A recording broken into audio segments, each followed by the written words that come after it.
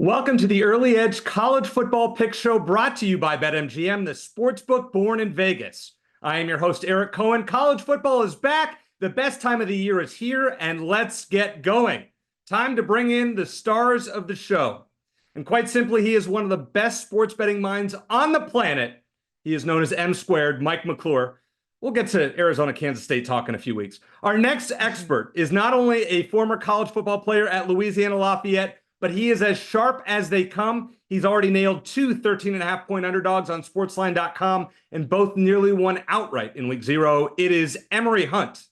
And finally, the man who I consider the most entertaining college football expert on TV, from North Carolina, it's Chip Patterson. All right, Chip, we're going to start with you. If you had a Florida State college football playoff ticket, would you rip it up and make it confetti right now?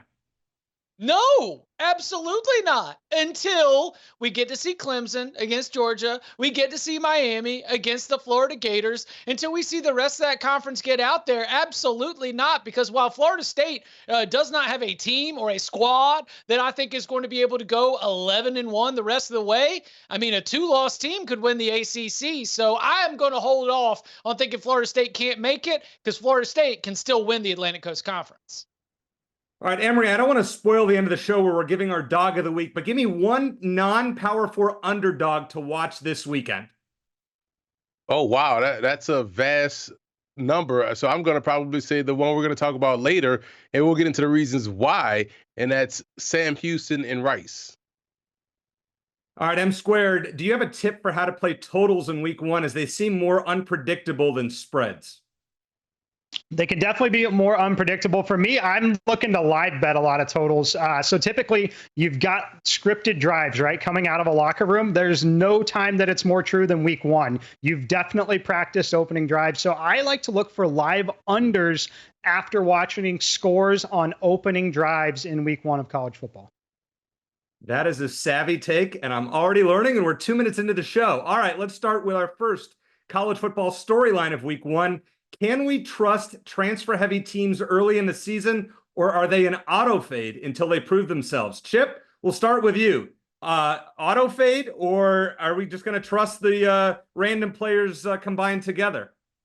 Well, yeah, they are definitely not an auto fade. I mean, you've got teams like, the Ole Miss Rebels. You've got teams like Louisville that do go heavy on the portal, but, early in the season also have a schedule that sets up for you to be able to stack a couple of wins on top of each other, figure things out on the fly. But what you're getting at with this question is something that I think showed up in Florida State's loss to Georgia Tech, because Florida State looked like a team that did not know what it had, while Georgia Tech, bringing back so much from last year's bowl team, they knew exactly what their strengths and weaknesses were. They didn't try to do anything out of the norm. I mean, they played at such a slow pace and tempo that was the least amount of possessions in an FBS game since 2020. I mean, we had a service academy game, and it's because Georgia Tech knew it just had to keep it between the ditches and it would have a chance to win. Florida State looked like they were grasping at straws a little bit. So, don't auto fade them, but especially when you get them against somewhat similar competition, definitely take into consideration what the transfers or a transfer-heavy team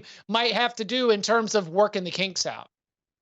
Emory, how do you feel about that? Are you trusting some of these teams that are kind of a mash unit where they're putting players from different, Colorado, for example, do you trust them early on with a bunch of new players?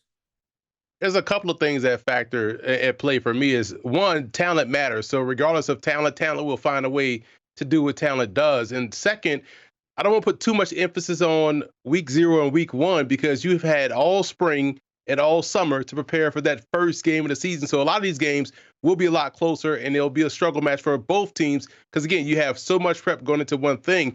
And, yes, continuity is king, which is why you tend to like guys that have a lot of starters returning, especially on the offensive line and in the secondary. But you don't want to go overhand in one direction on either one of these 3 points I just made. M Squared, when it comes to what we see with some of these teams that are putting together these players, how do you feel about betting them in Week 1? Are they stayaways, or are you like, all right, hey, I trust the players, I've seen what they can do before, time to bet them? Yeah, so I would say there's not a blanket answer across the board. Every situation is certainly unique. I think the thing that's really important is what Emory hit on here. Transfers matter at certain positions, right? So if I'm talking about a new elite top tier quarterback coming in, a new elite skill position player, I'm not worried at all. They're there for a reason because of the talent. Where I would be starting to get concerned is if we're talking about makeshift offensive lines, things like that. That is where the trouble is. So I'm looking to back and bet on transfer portal heavy squads that are offering new skill position players, big names. As long as they've got the continuity on the offensive line, that is where games are still won and lost, especially early in the season here. So I think that as long as you're looking at solid offensive lines, and again, as Emory mentioned, defensive backs can also be critical in certain matchups. But for me, it's about the offensive line mostly. So talking about like a team like Miami, right? New quarterback, new running back. Do not care at all. I think that you want to embrace that volatility and look to back teams in those spots. And we will talk about Miami in a few segments. Very interesting to see what a lot of you think about them. Actually, we're going to talk about them right now, because now that college football week 1 is here, who are 2 teams that you think will make the playoffs at plus money? Emory, I'm going to start with you because you have the longest shot on the board of everyone with USC. Why do you like the Trojans? D'Anton Lynn, 2 words right there. That was easy. And when you look at what Jamil Muhammad can do under D'Anton Lynn and what he did last year with UCLA, I know he had Leatu Latu and the Murphy guys up front, a lot of talent, but they really slowed down USC's offense. If the guys buy in to what he is selling them defensively, they'll be much better. Again, you don't have to be top 5 defense. You just can't be bottom 135 defense. So if they just get up to 70 with their offense, they're going to put up a lot of points. And I know a lot of people are talking about what they did in the bowl game. That should give you a lot of calm, and they've added more talent as well. And we know they are excellent on special teams. So USC is a fly in the ointment, in my opinion. They can get to the postseason as well as the Miami Hurricanes. And I'm looking at Miami and Kansas State here for mine, EC. We'll talk about Miami first. They've hit the transfer portal really like no other team when you talk about the number and just the magnitude. I think they've got the best combination of quarterback, running back in the ACC, and I think they get a pretty friendly schedule overall. You look at the schedule, they play Florida State later. They get all this time to sort things out. If they get by week 1 in the swamp, you also notice a big name there is missing. They don't even play Clemson this season. I love this Miami team. I have them favored in every single game here.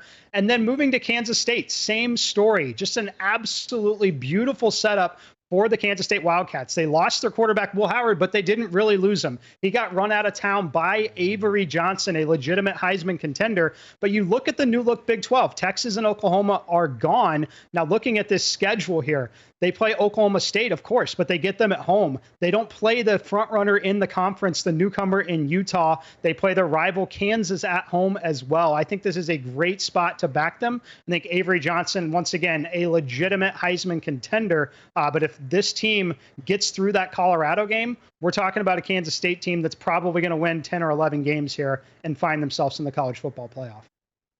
All right, we already got 2 mentions for Miami and all the talent they brought in through the transfer portal. We've talked about the transfer portal too much. And let me just put on my Dabo sweatshirt right now and tell you this is too much portal talk. So the Clemson Tigers at plus money, I think is an incredible value to make the college football playoff, because I think the Clemson Tigers are going to win the ACC. And I think the Clemson Tigers are going to win a lot of football games. I don't know about winning against Georgia in week 1, but as this team progresses down the rest of the year, what we are going to see is a continuation of the end of last season, because Clemson had to throw a lot of young players into the fire early. And so, yes, they had their stumbling blocks along the way. They didn't start good. They had some close losses, including to eventual ACC champion Florida State, but they finished the year 5-0 with wins against Notre Dame, South Carolina, and Kentucky. And so I think the Tigers, who grew up across last year, are going to keep it rolling. I like Clemson to make the college football playoff.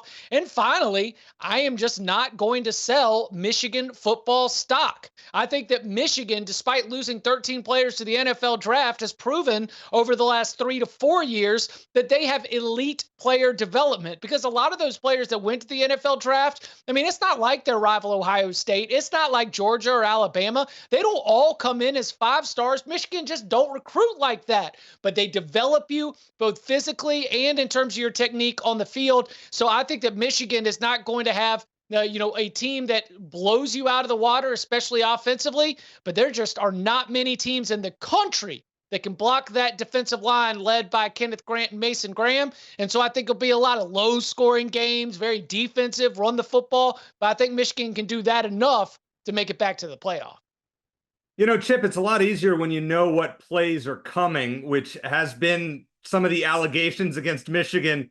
I'm not sure they do this year. Okay, that's fair. But I hate agreeing with you. I actually agree with all of you. I like Miami as well. But Clemson is the first team that I'm looking at plus 175 here. 9 returning starters on offense. And let's be honest, regardless what happens this weekend against Georgia, if they get blown out, does them zero harm whatsoever. I think Dabo, though he doesn't believe in transfers, will find a way to contend in the ACC. Florida State showed what they were last week. Auto fade. And then in the Big 12, I hate going against my alma mater, who we'll talk about many times on this program, the University of Arizona, but I'm going with Utah at plus 200. Sorry, Mike. Veteran quarterback and defense, Cam Rising back for his 7th season. Only 2 tough road games at Oklahoma State and at Central Florida.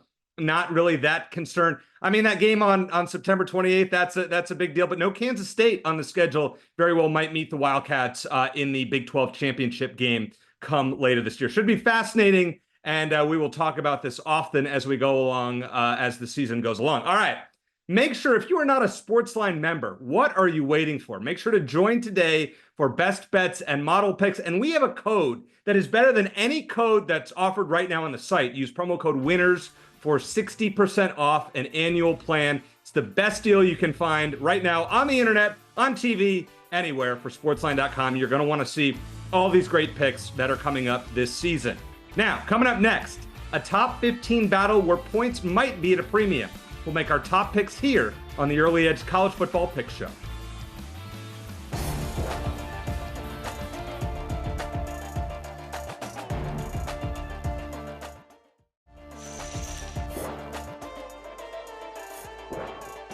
Welcome back to the Early Edge. We have waited 9 months, and it's time for a full slate in college football. And let's start off with the marquee matchup of the weekend, Clemson and Georgia in Atlanta. Let's get right away. I mean, we have a lot of different picks on this game. I like where our heads are at, but we're going to start with Emory, who's going with a different take as far as an underdog. Emory, why do you like Clemson? Well, again, I alluded to it in the first segment where you had all week, all spring, all summer to prepare for Georgia. And these two teams kind of know each other rather well. Dabo kind of recruits like Georgia and Alabama. At one point in time, we were talking about Clemson as one of these dynasties in college football, a couple of national championships. And if you're Georgia, you definitely want to win this ball game because no one wants to hear that Dabo post-win press conference because he is going to lather it on real thick. But in this ball game, this is a show me game. It should have been held in Missouri because you have 2 quarterbacks that I feel like have to show me something. You have Carson Beck for Georgia. You also have Clay Klubnik for Clemson. I feel like we should see a close game, definitely under this 13.5 point spread. So I am taking Clemson and the points here. Mike, this is a tough game to pick. I really went back and forth on this one. You're taking a unique angle at it as far as a team total. Which way are you leaning?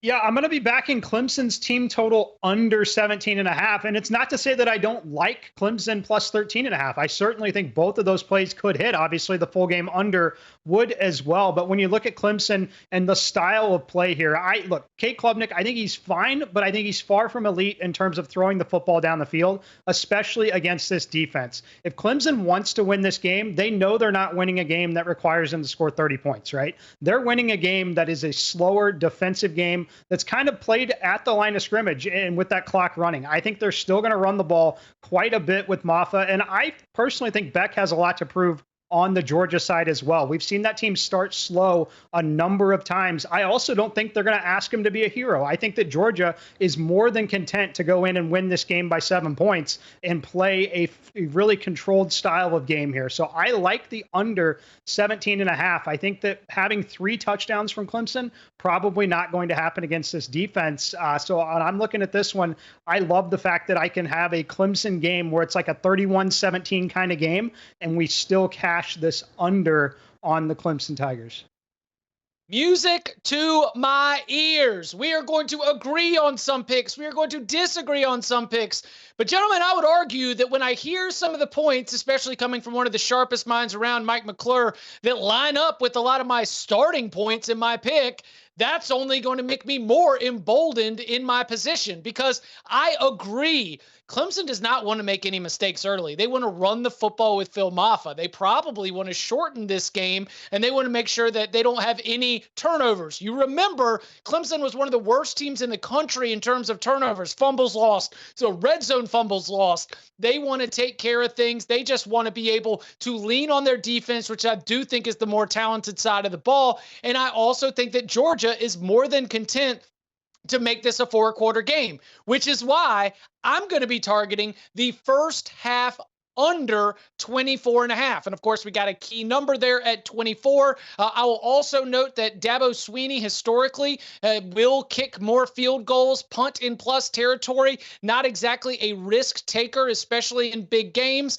And Clemson's kicker is a true freshman who will be making his first collegiate start. So I see all of that leading to less possessions in terms of leaning on the run game, not taking a lot of risks. And then even when you get in scoring opportunities, Clemson maybe settling for field goals along the way, just trying to get points where you can get them. So I think slow start to a noon kickoff indoors in the big body bends, first half under. Chip, I think that is a great pick. I am playing the full game under at 49.5. Whatever number you want to give me, I may buy it down some more. Listen, when these two teams played in 2021, the week 1 final was 10-3 and no offensive touchdowns were scored. Ouch. These are two elite defenses, and I have less faith right now in the Clemson offense. And by the way, the first Power 4 team that Georgia has played since 2017 has averaged 8 points a game. That really plays into M squared's team total, plays into your first half under, and of course my full game under. And one thing I love to do when making picks here is give score predictions on each game. Some of you may think are crazy. This one feels pretty realistic. Georgia 27, Clemson 10. All right. A big game in the state of Florida, Miami and Florida, two teams that should meet every single year. That's for some reason they don't, but now they are this year in the swamp. Really intriguing game. Mike, I think this is a fun game in that we're seeing two senior quarterbacks, Cam Ward with Miami, Graham Mertz for Florida. How do you see it playing out?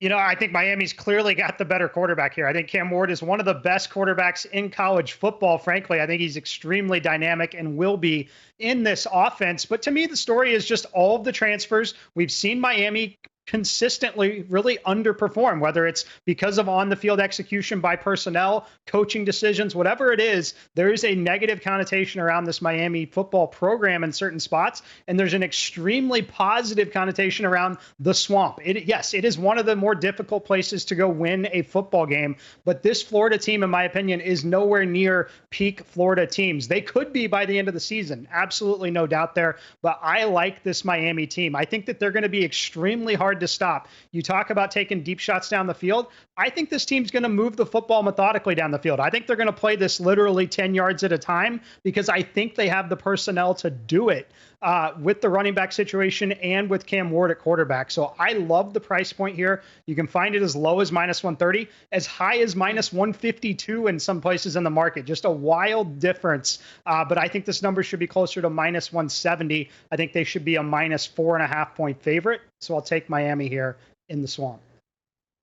Yeah, I'm right there with you, Mike. I love Miami in this ballgame. They're just a better team across the board, offensively and defensively. Cam Ward is my number 2 quarterback in the 2025 NFL draft behind the clear-cut number 1, Shedeur Sanders. And when you have a quarterback that can enhance an offense, when you have 2 great tailbacks in Martinez and Fletcher as well, this team can beat you in a multitude of ways. But the matchup I'm more interested in is this Hurricanes defensive front versus this Florida offensive line. I do think Graham Mertz is very underrated, has gotten better over the last 2 years of his career in Florida and also the last time we saw him in Wisconsin. So I feel like he's going to make some throws. He can throw on the move. He throws a lot of intermediate passes rather well.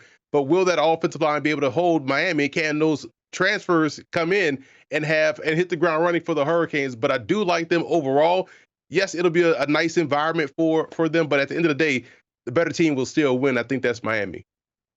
We are going over 5.5 players leaving with the cramps. We are going over, 89.5 fans passed out in the stands for a 3:30 mid-afternoon kickoff, 90 degrees, 70% humidity, partly cloudy. Yikes. I see explosive plays on explosive plays. You got too many athletes on the field. Both of these teams have so much at stake. I think there's going to be a lot of mistakes made. I think this game could get very dumb. And I think that those mistakes will lead to scores just because of the potential that you have. But the thing that I'm watching is Miami's pace and tempo, because Shannon Dawson, their offensive coordinator, has a coaching history that includes playing with a little bit of up-tempo pace. Miami did not do it as much last year, but I think it's because of the lack of faith that they had in the quarterback play. That is not the case with Cam Ward. I think if Miami pushes the pace, well, then they're going to really run up the scoring. They're going to force Graham Mertz to take more shots downfield. Who knows? Maybe even we see DJ Lagway. So in a game that I am fascinated to see how it plays out, the only thing I'm the most confident in is it's going to be hot, sweaty, dumb, and over the total. Boy, Chip, I would love to play some prop bets on some of those other totals that you just gave us there. Fans passed out in the stands, players going off with cramps. I'll let you keep track of that and report back next week how we did on those overs. But actually, I love your game over at 54.5. Which defense is going to show up? I think both offenses should be electric with veteran QBs. I think it's really interesting that Emory said that Cam Ward is his number 2 ranked quarterback in the 2025 class. Carson Beck nowhere to be seen. We'll talk about that as the season goes along. Cam Ward, really dynamic player, and I think he's going to have a really good season.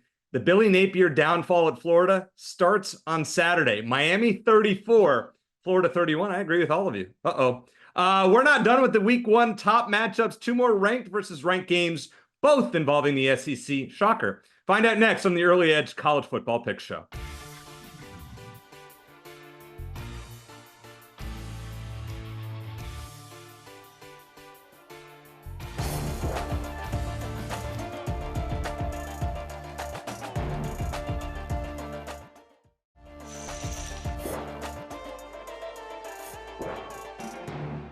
Back on the Early Edge, fun storyline in College Station this weekend. New Texas A&M coach Mike Elko faces his former quarterback at Duke, Riley Leonard, who transferred to Notre Dame. This should be an interesting one, but we'll start with Mike's play here. You're going with the over. And Elko's a defensive coach. Marcus Freeman's a defensive coach. And yet you think it's going to be a higher scoring game. Why? Yeah, defensive coaches, we're going to hear the narrative all the time about facing the quarterback that you coached, right? I think that's overblown when you talk about being a transfer, going to a new program. To me, this is a matchup where the teams are relatively evenly matched. Now, Kyle Field does offer a significant home field advantage for Texas A&M, but to me, it's really just a math play and a market movement play here, right? You see, so we've seen this game as high as 50.5 in the market. It's been bet down to 46.5. That's moved through incredibly key numbers and totals in college football. 48, 51, 52, and 49, 4 of the most common numbers for a college football game, especially when you get a point spread of a field goal or less. To me, it's moved too far. I think the correct number should have been that 48.5 range. Now that we're down below that, I think we get a competitive game. I think this is one you shouldn't rule out the potential of overtime as well, just the style of play here. I think we're going to get a back and forth game, but I think the fact is Riley Leonard is still an upgrade. I have questions about the offensive line. We all do. We've seen how they lost some big names to the NFL draft, but I think they're going to be able to move the football. And I think that it's just overstated the fact that you've got these 2 defensive minds on the field, and the market has reacted far too much. I will go back the other way, over 46.5. Emory, I'm really big on A&M this season. I actually think they're going to make the college football playoff and somehow sneak into that top 12.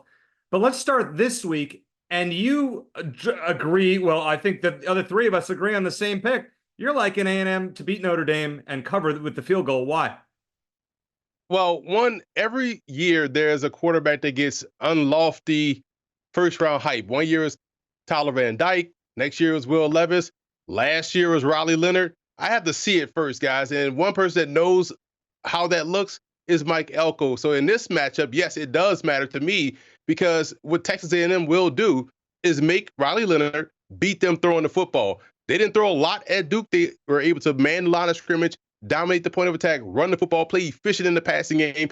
You kind of think that's what Notre Dame wants to do, and we'll see if Riley Leonard can deal with the pressure. But I like Mike Elko and the fit at A&M because it reminds me so much of how everyone loves the triple option and how effective it is. But what happens when you give the triple option 5-star athletes? We saw that before with Nebraska in the 90s. That's what it looks like. So if you give Mike Elko, a great defensive mind, elite 5-star talent up front on defense, this will look like the old wrecking crew defense of A&M in the late 80s and early 90s. So I love A&M in this ball game. I think we'll see the physical conversation take place at the point of attack, and one that in which A&M will win.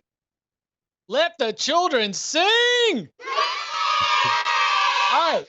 So agree with almost everything across the board that Emory offered. So let's level up just a little bit. Notre Dame's depth chart came out. Love a depth chart Monday. What did I see along Notre Dame's depth chart? Because as Mike mentioned, yes, you lost some NFL draft picks, but your stud left tackle, Charles Jagasaw, also went down with a season-ending injury in fall camp. So that has left us with an incredible lack of experience. How much so? Their 5 projected starters have 6 combined career starts. Now you're asking that group to go into Kyle Field, one of the loudest places in the country, and to go up against a defensive line with Shamar Turner, Shamar Stewart, DJ Hicks, and oh yeah, one of the best defensive transfer portal pickups in the whole country, Nick Scorton, coming in from Purdue.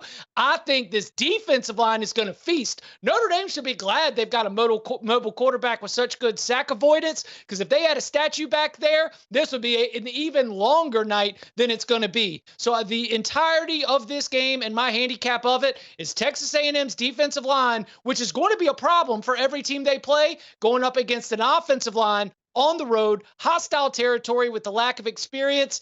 After that, I just don't need to turn back. I'm just going to go Aggies. You know, I put this on the site, Chip, as a 1-unit play. After hearing you and Emory, I kind of want to make it like a 5-unit play.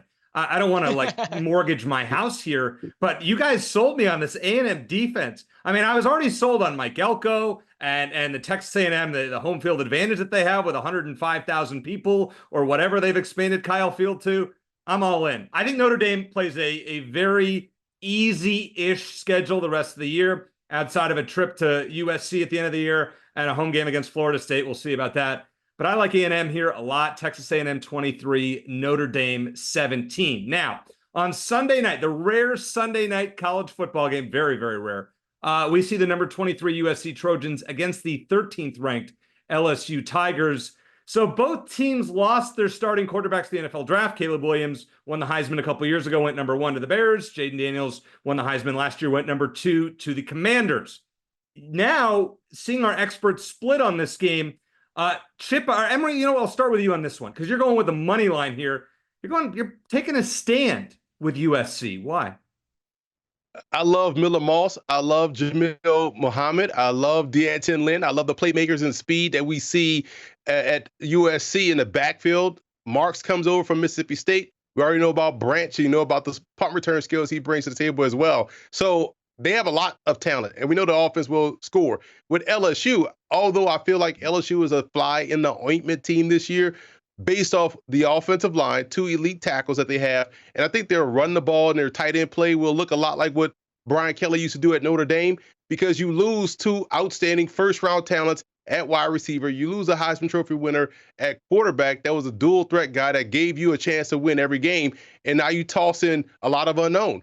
Garrett Nussmeier, I know he's getting that lofty hype that we just talked about with like 5 other quarterbacks, but I still have to see it from him. I know he did well in the bowl game, but considering all who opted out and what happened in that bowl game, listen, I am taking USC to go out there, set the tone, remind people, hey, we still have USC type talent, and now we got a much better defense than we had last year. I like them to win this game outright.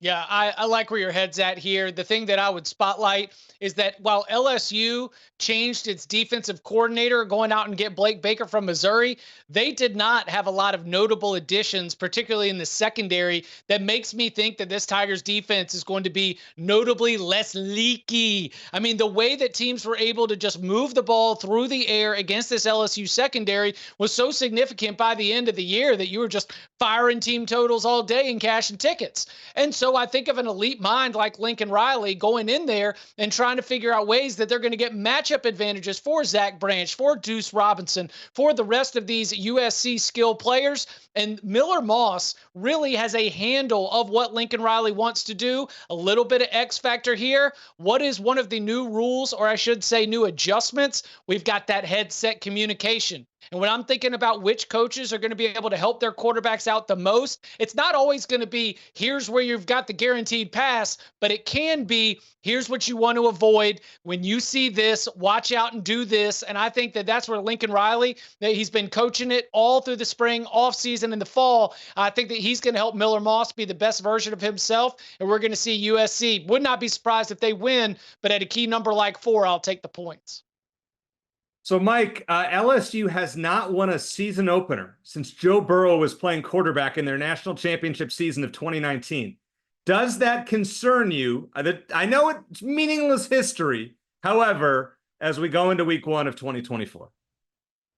Yeah, it's completely meaningless history for me personally. I think this matchup is fascinating, right? Because I like LSU in this game. I don't love LSU for the full season, and I'm much higher on USC for the rest of the season. I think USC is going to compete in a lot of games in the Big Ten, but I think this matchup is one that's interesting. So when you look at what's being replaced on both sides, we have major question marks at quarterback. I think that Miller Moss at USC is probably going to step in and find the stride, maybe even quicker than Nussmeier, but I like the offensive line continuity for LSU. Return 4 starters on that offensive line, a 3-year starter at tight end, and I think they're going to be able to run the football here because I think that USC still has a ton of question marks on the defensive side of the ball. So while we've seen LSU as a high-flying team, I think they may not want to get into the track meet quite as much as they have in years past. And I think some of that will be because of the changes on the defensive side of the ball. I know that it is a big leap to say that this team is going to be great defensively. I'm not saying that at all, but I think in this kind of a matchup, we might finally see an LSU team that at least kind of resembles an SEC defense at times here. I think it's a big philosophy change at LSU here. I think it's going to lead to a lot of close games. Whether or not they can win those 1-score games, that remains to be seen. But I think in this spot with that offensive line, they will not have trouble moving the football. So for that reason, I will be on LSU here -4. It's kind of crazy after the last few years watching these two offenses, how dynamic they've been, to talk about defense. So I'm going to take a stand here. This is a lean, but I'm going under 64.5, 63.5, 64.5, somewhere in that ballpark. Either one of them, fine with me. There are two new defensive coordinators that will make a difference right away. We've talked about those guys. DeAnton Lynn moving from UCLA to USC. By the way, I hate when coaches or players transfer or go from one school to their rival the next. A whole nother story. Anyways, while the offenses are good, both teams lost a lot of talent from what they had the previous couple seasons, including, as we talked about, Williams and Daniels. I talked about LSU not winning a season opener. Well, you throw that out the window. Close game, a little bit lower scoring than the total. LSU 30, USC 27. So we've gone through the marquee games of the week, but now it's time to see our best bets in week 1. This is where the money is made. Find out next after this short break.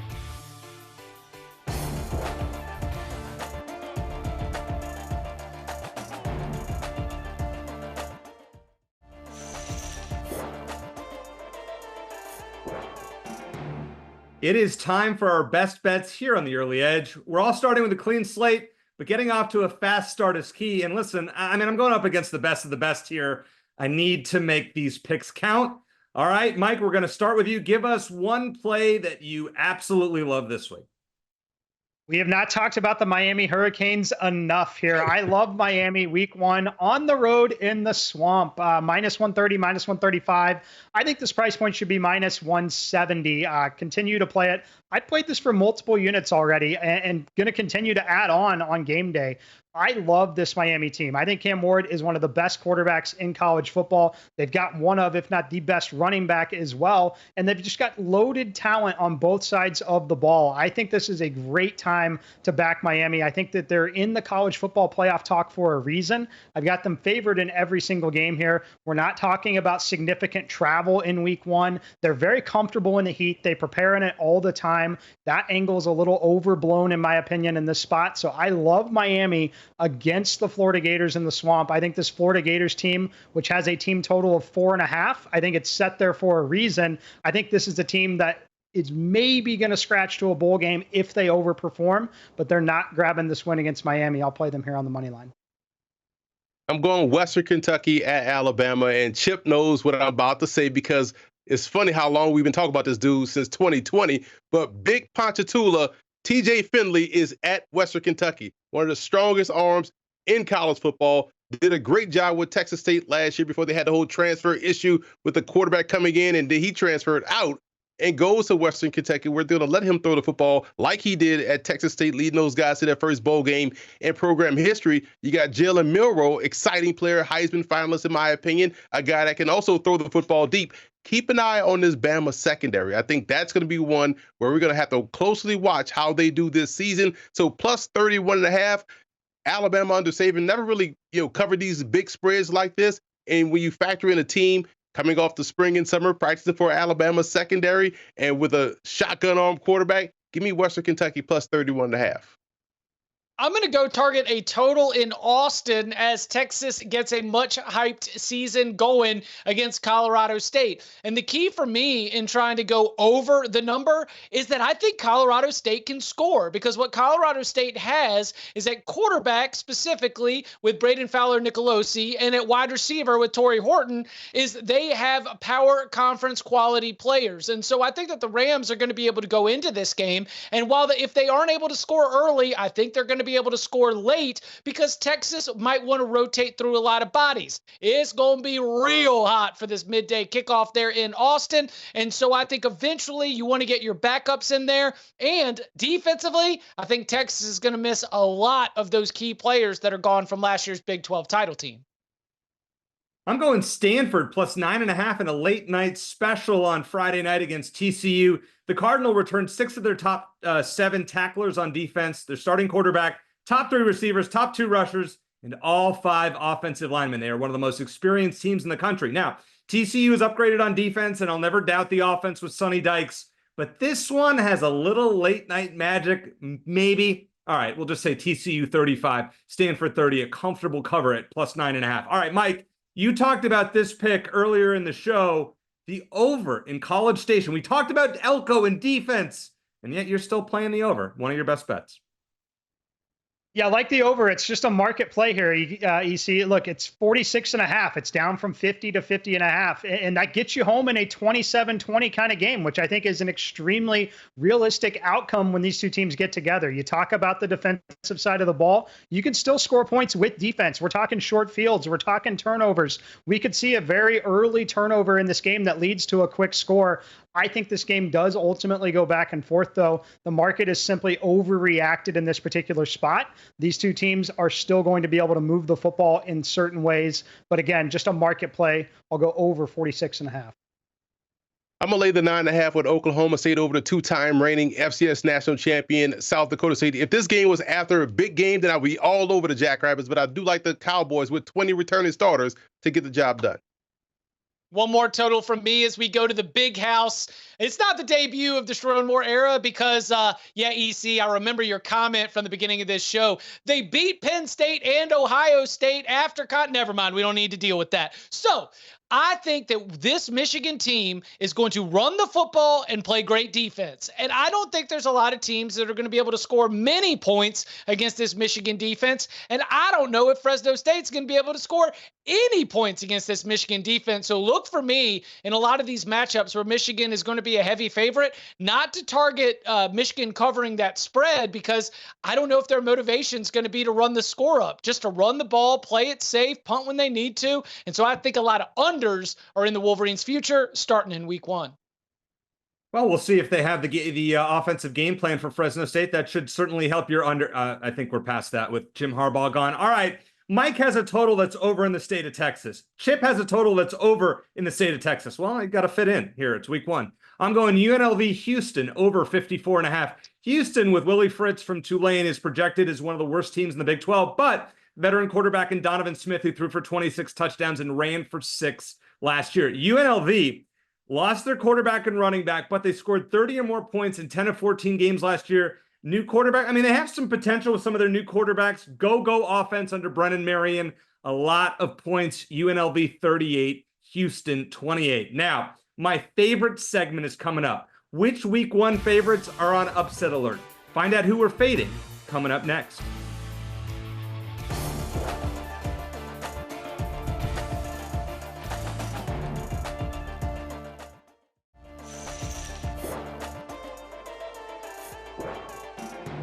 Welcome back to the Early Edge. Which week 1 favorites should you fade? It is time for our dog of the week. Who is barking the loudest? I have to say, I said it multiple times. I'm a University of Arizona alum, and therefore my rival is Arizona State, and therefore Mike McClure has the best pick on the show this week. M Squared, tell us your dog of the week. It's going to be Wyoming against Arizona State. I like Wyoming for the upset on the money line. Like them with the 6.5 that they're getting now. I make this game a field goal. I think that this is a very evenly matched matchup here. I think you put these two in certain situations, it's truly a pick 'em. When you talk about Wyoming, you talk about a team that's going through a coaching change, but it is not an unfamiliar face, right? It's the defensive coordinator sliding over to take that job. He's been with this school for 4 years there as the defensive coordinator. I think this is a team that's going to be dangerous. I think there's a reason this wasn't scheduled as a home and home. When you talk about Wyoming, this team is dangerous on the road. You look at what they did last year, taking Texas Tide to the fourth quarter early in the season. I think this team is going to be able to run the football. You talk about DJ Jones coming in from North Carolina, a guy that's played on both sides of the ball in his college career, just an incredibly skilled player overall. But I think that they're going to win the line of scrimmage. I think it's going to be an old school A-gap kind of game where they're just going to run the football down your throat. And I think Wyoming has the skill set to do it. So I like them here on the money line over Arizona State. There's a lot of great things to go over rice. Red beans, scrambled eggs, and Sam Houston, the Bearcats, over rice in this opener. I like them to win straight up. Last year, Jacksonville State and Sam Houston both jumped into the FBS. Jacksonville State was a little bit ahead of the curve, and we used to joke about them a while back, call them Transfer State University, because they had a lot of transfers, right? They always do that. But now Sam Houston, when you watched them last year, they were really good defensively. They couldn't score the ball until late in the season. They figured it out, and now you add an improved offensive line, veteran guards in the guard. The defense is still solid, fundamentally sound. I think they go into Houston and shock the Rice Owls. I'm going to take you to Hawaii, which is going to be playing host to UCLA on CBS. That's right. The big CBS, America's Most Watched Network, the network of stars.